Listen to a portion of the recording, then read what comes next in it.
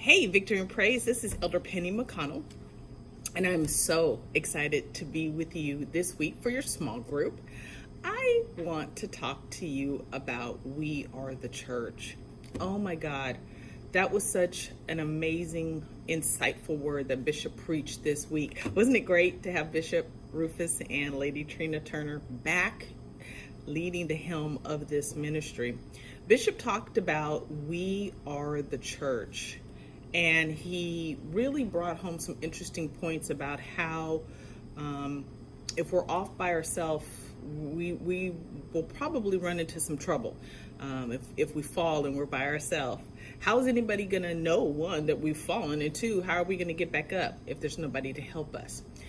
I want to this week expand just a little bit on the thought process about us being the church, and how that relates to us helping the community. When the community falls, are we the other part of the thread that's supposed to be there to help them get back up? We do have some responsibilities to our community as the church. And so I'm going to just dive right in. The scripture that I am using today comes from the book of Matthew, and I'm coming from the Passion Translation. And this is Jesus talking, and he says, "Your lives are like salt among people. But if you, like salt, become bland, how can your saltiness be restored? Flavorless salt is good for nothing and will be thrown out and trampled by others." And that's Matthew 5:13 from the Passion Translation. And if you look it up in the King James, it says, "You are the salt of the earth." That's how King James put it. And that seems like it's an old-fashioned word or old-fashioned phrase, salt of the earth. What does that mean? Well, actually, salt of the earth means an individual or a group. Hashtag We Are the Church, a group that is considered as representative of the best or noblest element of a society. Think about that. Jesus is basically saying, church, you represent me, and you're supposed to do it as the best that I have to give society. Wow. We are the church, right? So I want to ask you a question about salt. Have you ever been to someone's house for dinner and you get there and they say, I'm watching my salt, and instantly you think, ooh, okay, I hope that they used enough garlic and enough onion and enough salt substitute. I hope that this meal has some flavor. I know I've been in that position. And you're hoping, oh God, I hope this thing tastes good. And so polite, right? You take a bite and you're like, ooh, this needs some salt. And so you reach for the salt shaker, right? And you start sprinkling salt, and you're trying to get just the right amount of salt. And either one or two things tends to happen. Either you put too much salt, so now you've ruined your meal, or you don't put enough, and now you keep playing with it and having to keep adjusting. Here's the thing about salt. If you watch the Cooking Network or the Food Channel like I do, salt, all the chemical stuff, I can't explain it, but the bottom line is that salt needs to be added early on so that it has time to get into the dish and marry up with all the other flavors and integrate itself. And so it's not too much, it's not too little, it's just right. And that's what Jesus wants for us, the church. He wants us to be just the right amount of salt in any given situation. We are the church, and that's just not a phrase that Bishop came up with to preach a powerful message. It's a fact. We collectively are the church. We are the representatives that Christ has here on the earth.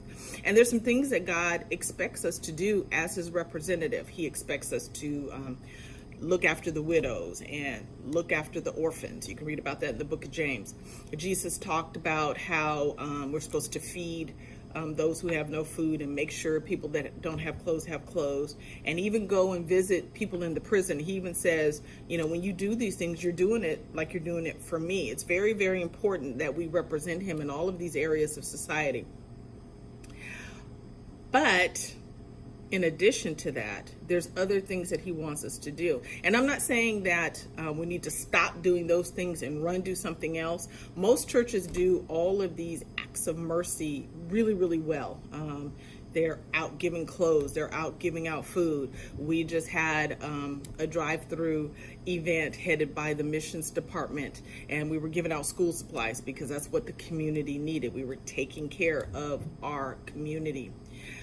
But there's a few other things that we get to do to be salty. We're the church, and that means we get to advocate for those that need advocates. We get to be the voice for those who don't have a voice.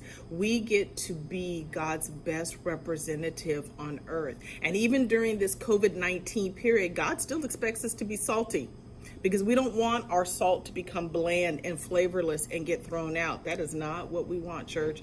We want to continue to be the church.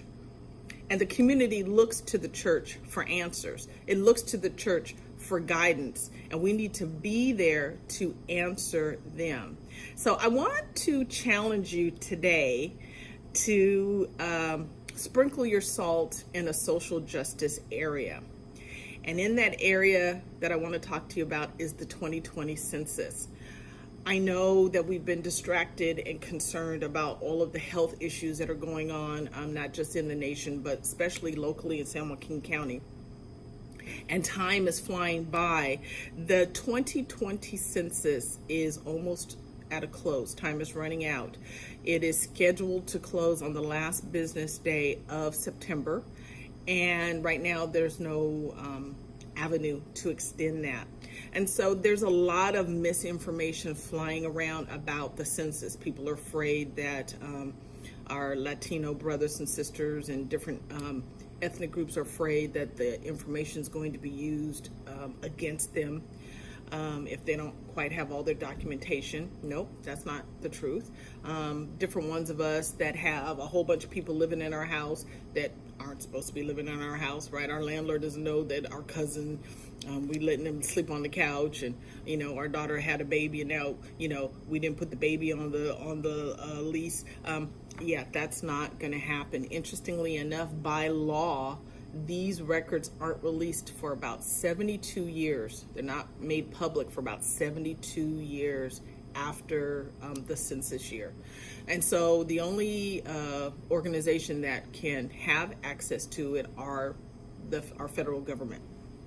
And so all of that, none of that's going to happen. And there's different groups working tirelessly in the courts to make sure that these records are used for what they're intended for. So I want to share some truths with you about census specifically, and this census in general, and this census specifically, so that you can, if you've not already allowed yourself to be counted, you'll get counted, and then you'll also be the flavor that this census needs, because it needs some flavor. So it needs some salt on it, and we need to encourage the community to get counted. So if you have your handout, hopefully you all were able to download it.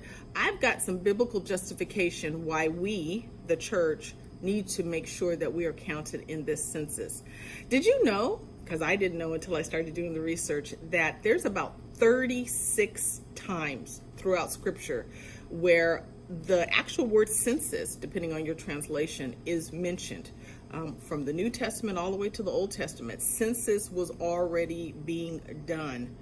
And God expected the church, his people, to be involved. So, for example, Moses in Exodus chapter 20, verse 12, it says, when you take a census, this is God speaking to Moses, when you take a census of the sons of Israel to number them. So when makes me think that this was already happening. This was already something that Moses was familiar with. Maybe he learned it in Egypt. I don't know. But the point is, God said, when you do it, so there's an expectation that it's done and that the sons of Israel, the church, gets counted. We move on to Numbers chapter 3, verse 40. It says, then the Lord said to Moses, number every firstborn male of the sons of Israel from a month old and upward, and make a list of their names. So even In Moses' day, the babies got counted, right? There's value to knowing who is in the village. Moving into Numbers one last time, Numbers 26th chapter, 4th verse. It says, take a census of the people from 20 years old and upwards as the Lord has commanded Moses. Now, I want you to think for a minute, church.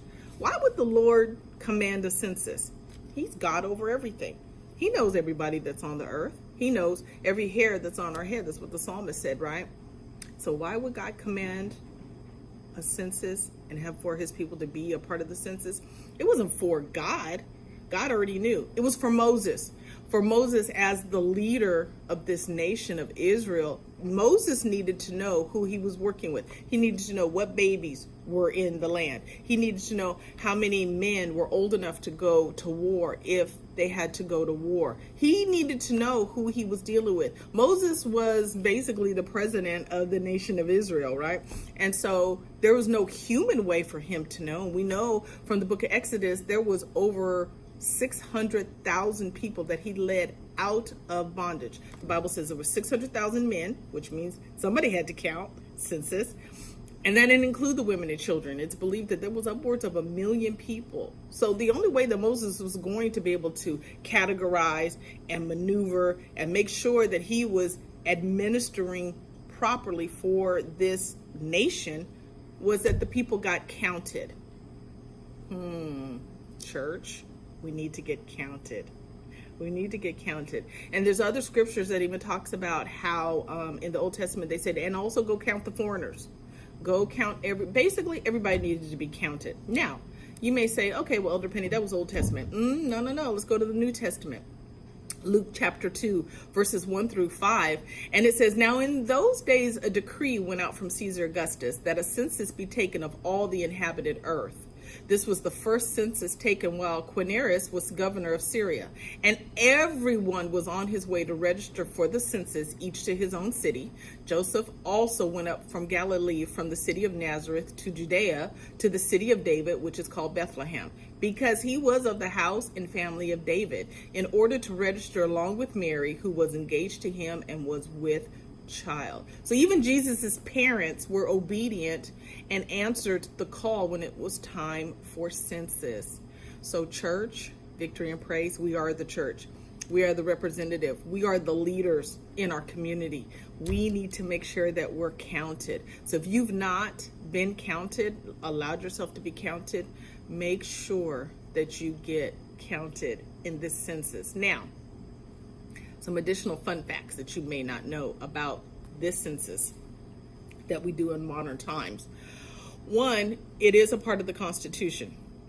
The Constitution literally requires that every 10 years that Congress lead a census of everyone that is living in the United States, living within our borders, so that originally it was so that they could divide up representation in the House of Representatives. There's only so many seats, about 435 seats.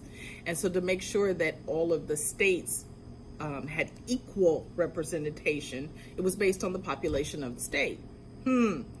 California is in danger of losing a seat in the House of Representatives if we're not properly counted. We need all of the representation that we can have in the government, in the federal government level. So that's one thing that we got to be mindful of. It affects our representation in Washington.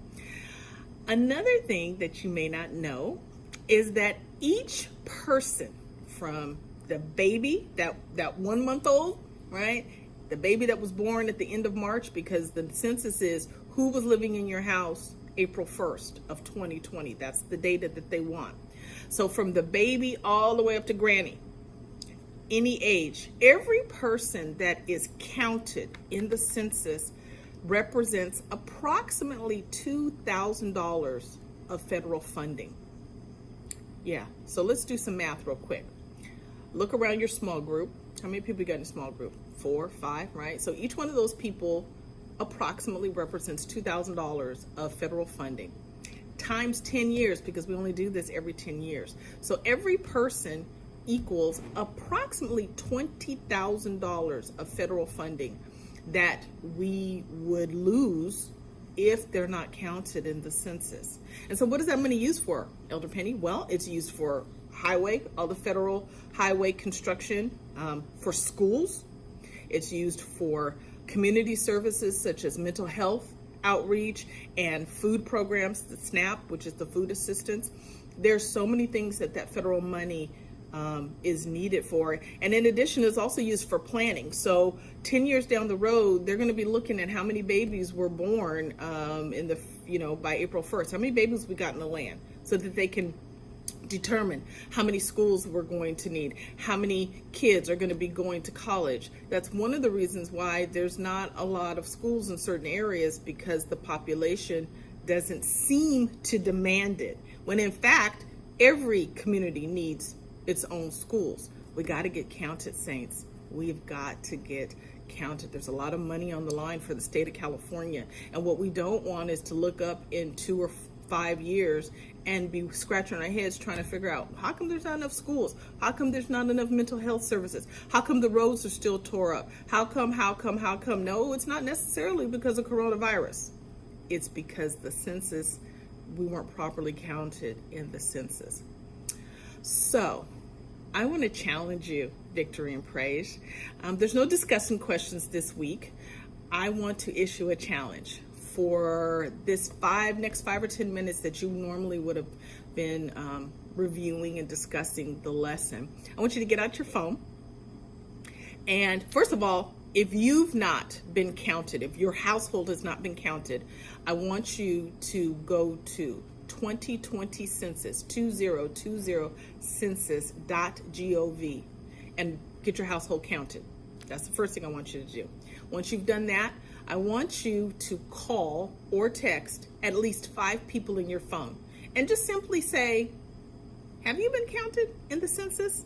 If they say yes, great. If not, tell them to go to 2020 census.gov immediately. Tell them to do it. Now, if you or someone you know needs help getting online, they can't quite figure it out, I need you to send me an email, elderpenny@victoryandpraise.org. Just send me a quick email or call the church and say, I'm having trouble, or I know someone that's having trouble. And we have a whole phone bank that we're going to be doing this coming Saturday, where we're going to be calling people, walking them through and actually gathering their data online. We're going to be doing the data entry in real time. That's just how important it is. Victory and Praise, we are the church. We are the church. We are the salt that's going to bring flavor to San Joaquin County. We are going to take the lead, and we're going to push this thing right up to the deadline and do everything that we can to get all of the people counted in our community. And even if you've got relatives, call them, put them on your list and call them and say, did you get counted? Because you know what? Your community is going to lose money and representation. These facts that I've given you, they are nationwide facts. It's not just for California. So thanks for letting me talk to you about something that I think is really, really important. It's something that we need to be aware of. Again, hashtag we are the church. Hashtag we are stronger together. Hashtag 2020 census. Hashtag get counted. God bless. Remember, follow us on Facebook, follow us on Twitter, follow us on Instagram, and make sure you tune in this Sunday at 9 a.m. to see Bishop preach another good word. Show it again at 11, and we show it again at 5. God bless. Hope to see you soon.